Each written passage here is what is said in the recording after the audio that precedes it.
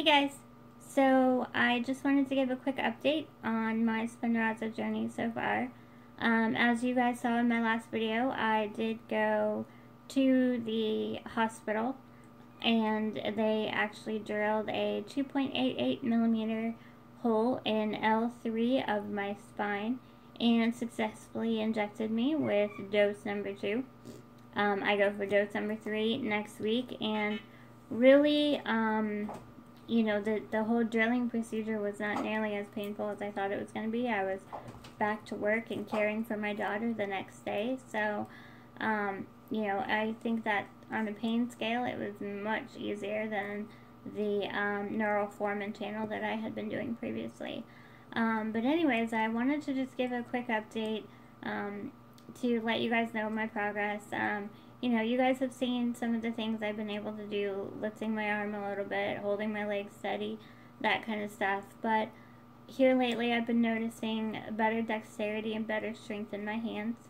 I have been, you know, periodically throughout the day sitting and squeezing little squish balls to try to strengthen my hands. And I am seeing improvement.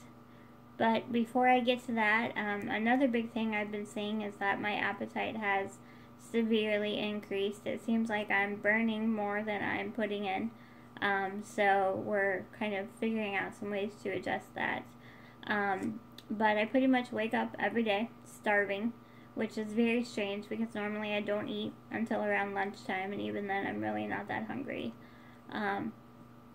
But, you know, this is a good thing. It seems like my body is responding very well to the Spinraza. I've got muscles twitching and moving pretty much all the time.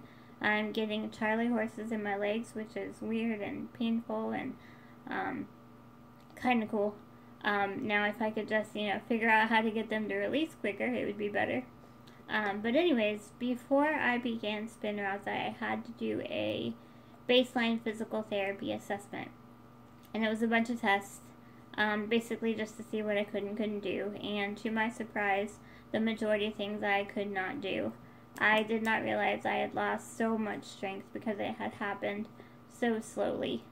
So I did kind of feel a little disappointed, just because, you know, it was kind of frustrating to see all those zeros. But after my loading doses are complete, I have to repeat that test so they can compare the repeat test to the baseline to see what my improvements are. And in order for insurance to start paying for the maintenance doses every 4 months of Spinraza, I have to show a 2-point improvement on the repeat baseline test. So that's kind of what I've been focused on, is that 2-point improvement. And there's not a lot of things I can kind of practice, but one of the things I can practice is opening a container like this. When they gave it to me during the test, I couldn't even, you know, attempt to try to open it. I could lift it, of course, if it was empty, but I couldn't open it. So there's a square. Mine is round. I'm going to get a square one just to make sure, you know, I'm practicing with a similar thing. But this is pretty good practice for me. I have tried several times and I couldn't open it, but last night I was practicing and I got it open. This is actually one of my daughter's slime containers, so she let me borrow it. And if you have, you know, a 9, 10, 11-year-old and you're tired of slime like I am, I feel you. But anyways, so this is sealed. It's a Glad interlocking container, and, you know, you can put liquid or whatever in it and it won't come off. So I have it completely sealed, and I'm going to show you how I can now open it.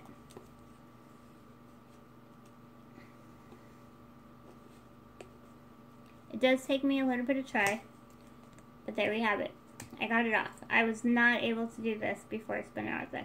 I couldn't actually even think about doing this before Spinraza.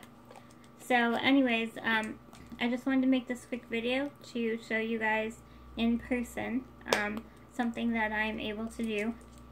That's a pretty big change for me. For those of you watching, you know, it might not be a big deal to you, especially if you don't really have any experience with SMA, but for someone like me who's never been able to open a container like this, it's a pretty big deal. But anyways, I will be making a new video next week when I get ready to go for number 3.